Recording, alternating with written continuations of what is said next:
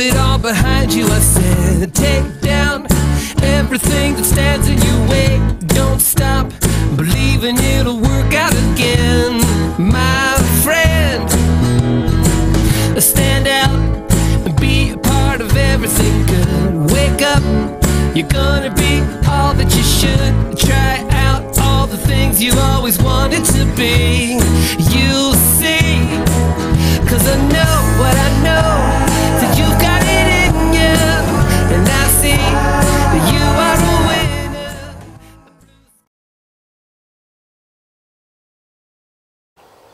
Good morning.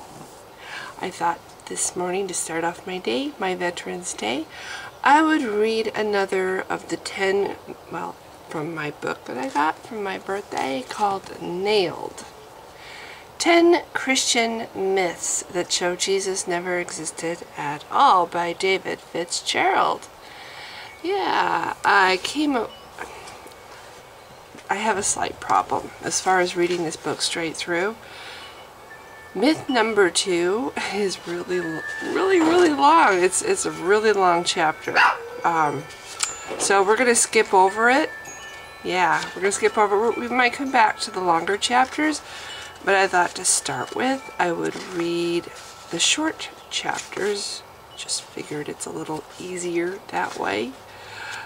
Yeah, I tried to read the second chapter last night, and it's already like 18 minutes worth of, reading.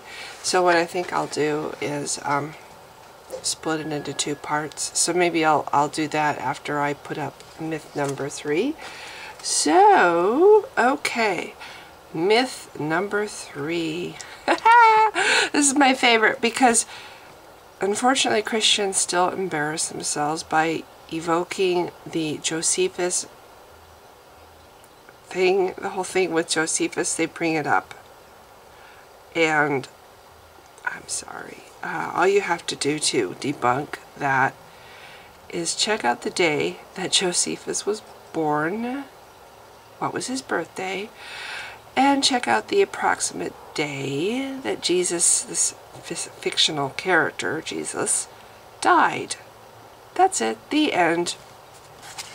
Josephus was not breathing yet when Jesus was walking around, so I'm sorry, even if his work isn't forged, which I believe it is, he's still a second-hand witness or whatever. He's going out based on what people have said, and again, I don't think he wrote what's in his work. Anyway, let's get on with it. Okay, this is from David Fitzgerald's book, so let's see what David has to say. So this is myth number 3. Ancient historian Josephus wrote about Jesus. Certainly the attestations I have already produced concerning our Savior may be sufficient.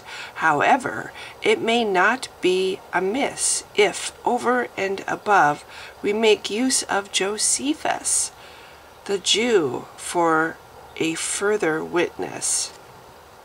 To do this, Eusebius of Caesarea. Okay. To recap, there are no contemporary accounts of Christ from any source, in or outside of the Bible. When they say contemporary, they're talking about people who were living and breathing at the time that Jesus was supposedly walking around, okay? I'm going to repeat this sentence. To recap, there are no contemporary accounts of Christ from any source in or outside the Bible. Indeed, only one writer on the apologist list even comes close to being a near contemporary, though he was born years after Jesus' alleged death. With an account written some 60 years after the times suggested for the crucifixion, Jewish historian Yosef bar Mattatyahu,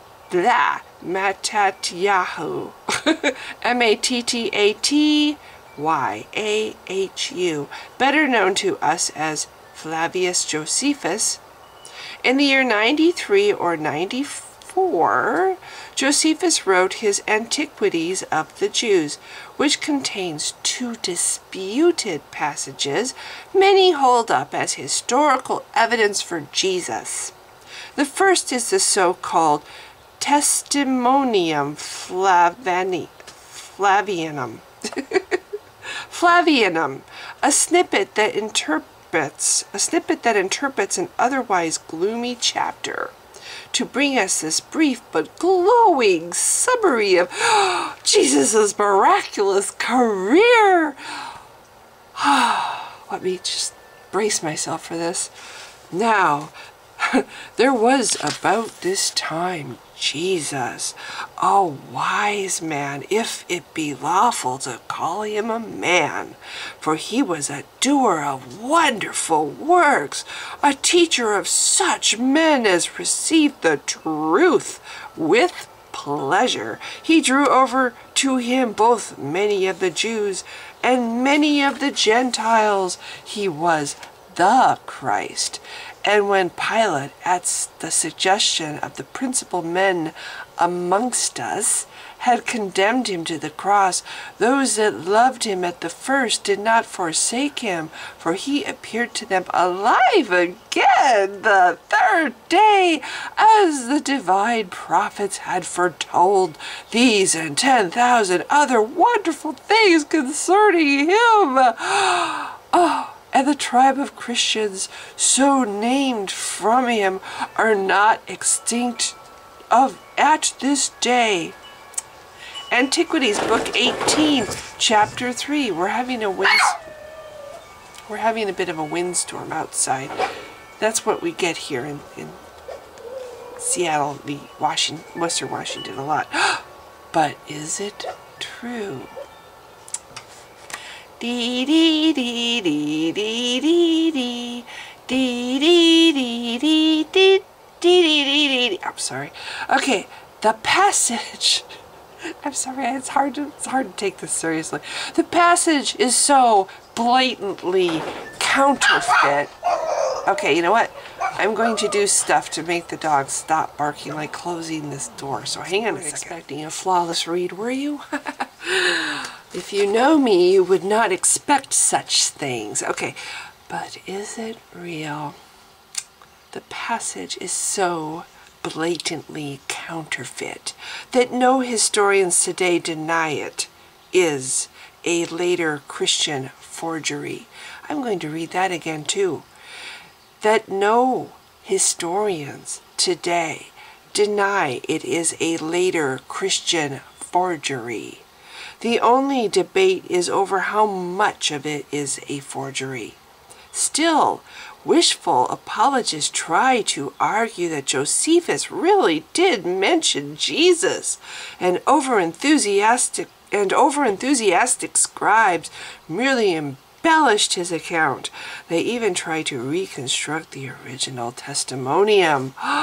But there are several strong indications that the entire passage is an interpolation, including its non-Josephian vocabulary and misuse of terms. Still another is that it barely relates to the rest of the chapter. The following paragraph starts by saying, about the same time also, another sad calamity put the Jews into disorder. Another sad calamity? But what sad calamity?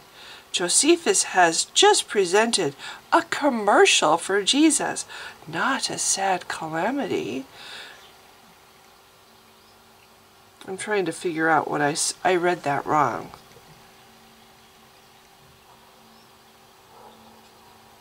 Okay, this is the following paragraph, the paragraph that comes right after the one where he's talking about Jesus. Yeah, so it's the very next sentence, and he says, about the same time also another sad calamity put the Jews into disorder. Another sad calamity? But what sad calamity? Josephus has just presented a commercial for Jesus, not a sad calamity. This reference skips over the testimonium entirely and points to the previous section. That passage where Pilate sets his soldiers loose to massacre a large crowd of Jews in Jerusalem certainly fits the bill as a sad calamity, but no versions of the testimonium do, reconstructed or not.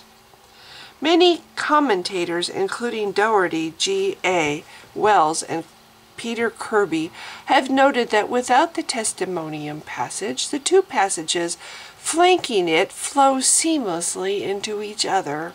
This fact alone is a tremendous indication that the passage is entirely fraudulent. Perhaps the major giveaway is that this passage does not appear until the 4th century. For the first 300 years of its existence, there is no mention of the testimonium anywhere. This couldn't have been simply because no one happened to read it. Josephus' histories were immensely popular and pored over by scholars. For centuries, his works were more widely read in Europe than any book other than the Bible. According to Josephus scholar Michael Hardwick, in Josephus as a historical source in patristic literature through Eusebius, E-U-S-E-B-I-U-S, more than a dozen early Christian writers, including Justin Martyr, Theophilus Antiochus, I'm trying not to laugh. It's a really long list. Melito of Sardis, Minucius,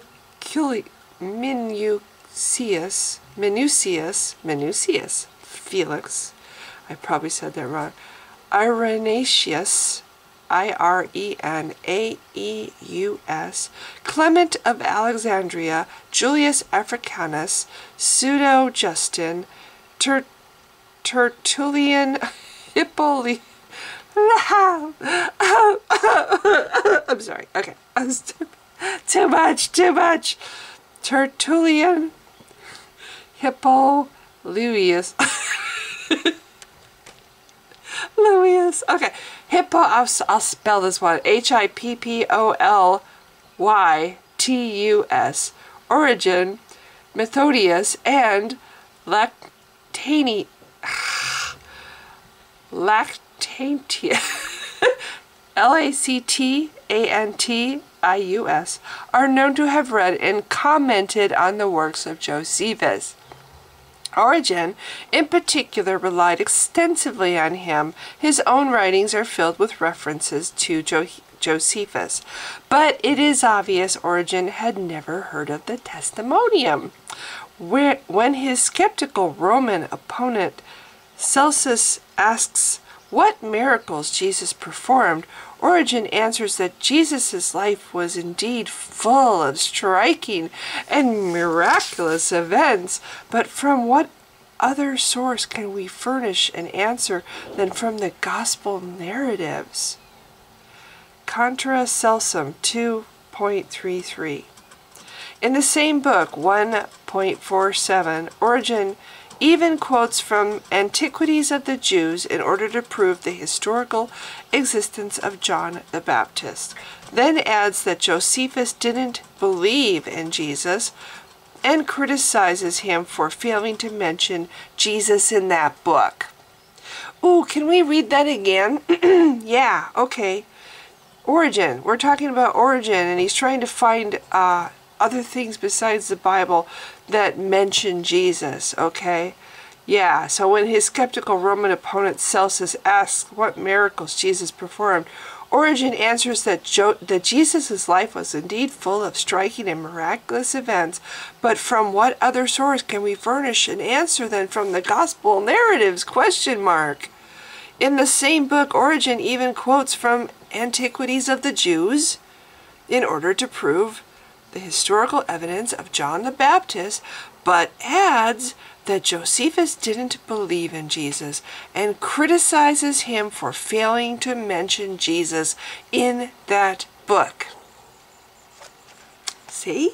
So at one time in the book, the Antiquities, there was no paragraph. The commercial for Jesus wasn't in there. And no one else seems to have heard of the testimonium for 300 years either. It is never quoted until the 4th century, when the notorious bishop Eusebius of Caesarea begins quoting it repeatedly. Let's note that it's a bishop, yeah. Church guy, you know. Sorry, interjecting. Meet Eusebius. Who is Eusebius? And I'm probably saying his name wrong. I'll spell it just in case I am. Eusebius. Who is Eusebius, and why is he so notorious?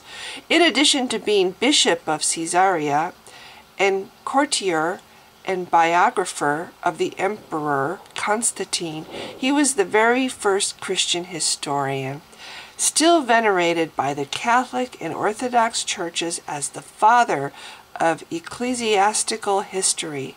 In a very real sense, he is responsible for virtually everything we know about the early centuries of Christianity. But despite this, history has not been kind to Eusebius. He was generally well regarded up until the Enlightenment, although even in Eusebius's own time, many of his peers did not trust him or his work. Imagine that. Over 24 complaints from his contemporaries still survive. Accusations of lack of integrity, poor scholarship, deliberate misrepresentations in his histories, and hypocrisy. As scholarship advanced, his histories became more and more suspect. By the early 20th century, new archaeological discoveries like the Nag Hammadi library finally nailed the coffin on Eusebius's remaining credibility. And he was the very first Christian historian, still venerated by the Catholic and Orthodox churches as the father of ecclesiastical histories. In a very real sense, he is responsible for virtually everything we know about the early centuries of Christianity.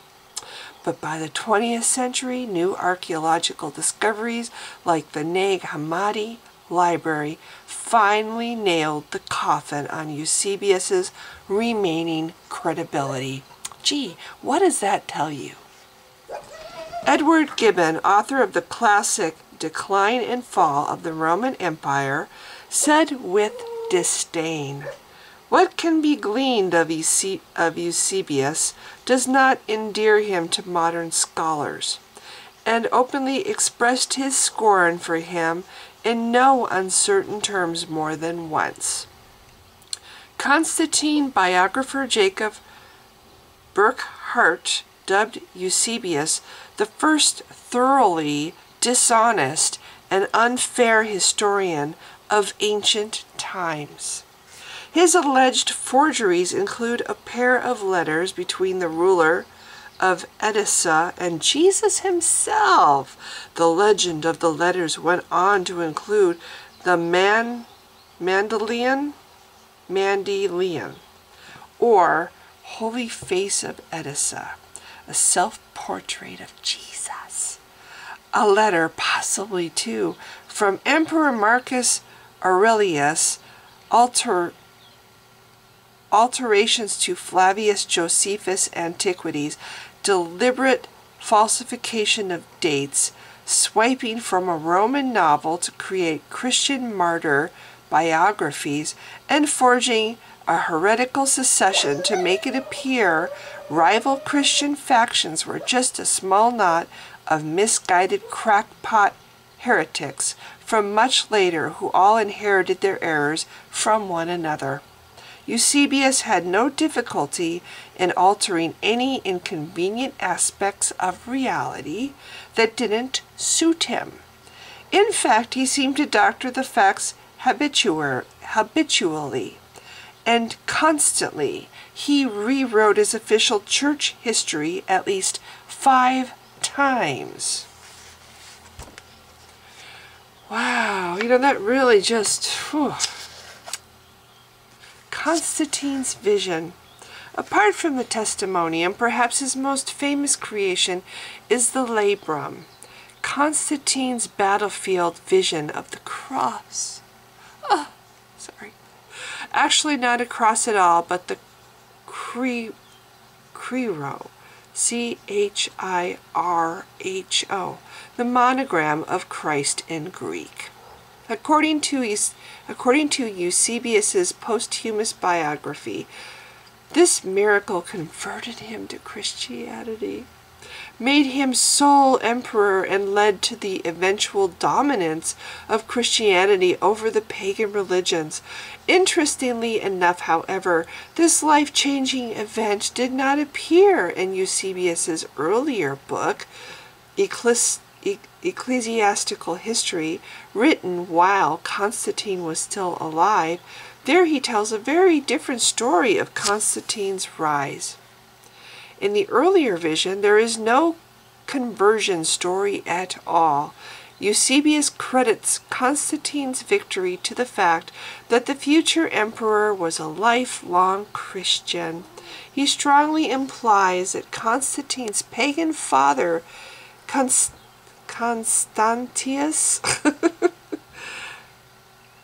I think that's right, Constantius, Constantius, was a Christian too, downplaying his pagan religion completely by emphasizing his piety and virtue, saying that he was most friendly to the divine word and a pious protector of Christians. But when Eusebius writes Life of Constantine years later, he changes tack, adds the miracle conversion story, and instead of trying to deny Constantius paganism, tells us that the emperor was only pretending to be pagan. Vita Constantini, Book 1, Chapter 16 through 18, and that in reality his entire court were all secretly Christians. Wow! Of course, in reality, though, Constantine was the first Christian emperor. He never stopped being a pagan emperor as well. Interesting. I have to read that again because I don't know if I said that right. Of course, in reality, though Constantine was the first Christian emperor, he never stopped being a pagan emperor as well. Despite Eusebius's best attempts at spin doctoring, he remained half pagan, half Christian, and all politician. Like his father, he never gave up paying his proper respects to the sun god, not even while he reigned as a supreme Christian leader. In fact, in 310, 2 years before his great victory, Constantine claimed to have had an earlier divine vision prophesizing victory, but this one came from Apollo in his sacred pagan grove in Gaul. Constantine was a unifier. He carefully cultivated his pious image towards both the pagans and the Christians in his realm. Whenever possible, he used language and symbols that had double meanings for both religions. The reason his famous vision was one of the Chirho, there's that word again, Chirho, Chirho, and not a cross, was because it had appeared both as a monogram for Christ and as the abbreviation pagan scribes originally used for Christian. Good. Other contributions of Eusebius. plenty of other interesting things developed under Eusebius's watch. Constantine's mother, Helena, went to the Holy Land, paying a great deal of money as she went, which resulted in the discovery of Jesus' tomb. Conveniently enough, some think Eusebius was also the Empress's personal tour guide on this trip. This same discovery also led to later findings of pieces of the true cross and holy relics, such as the nails used to crucify Jesus. Helena's trip inspired many others to follow in her footsteps. The Christian pilgrimages industry got its start and went gangbusters around this time. Eusebius's martyrologies also went a long way towards promoting the Christian cult of saints and martyrs. Richard Carrier notes that one outstanding problem for relying on any references from Eusebius is that he is notorious for reporting, if not creating, forgeries. Yet, unfortunately, Eusebius is often our only source for much of the early history of Christian texts, and I am forced to cite him frequently. Even when I appear to cite him confidently, readers must keep in mind that he is not exceptionally trustworthy. In fact, Carrier is even less diplomatic than that. Eusebius was either a liar or hopelessly credulous, and either way not a very good historian. So 300 years later, So 300 years after Josephus, the Testimonium Flavium makes its first appearance in 3 books of Eusebius. Who cites it from his copy of Antiquities of the Jews? And where did Eusebius get his copy of Antiquities of the Jews?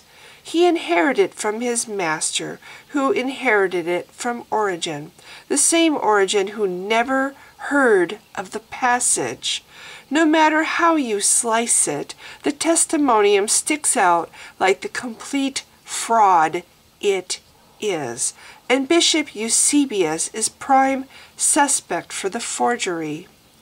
What would a genuine reference to Christ in Josephus have looked like? It wouldn't have been complimentary in the least. Josephus would have called him a charlatan and never referred to him as the Messiah.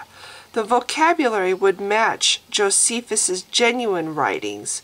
The passage would fit the tone and content of the surrounding text and would be much longer and more detailed if Jesus had actually done anything noteworthy or had presented radical new teachings.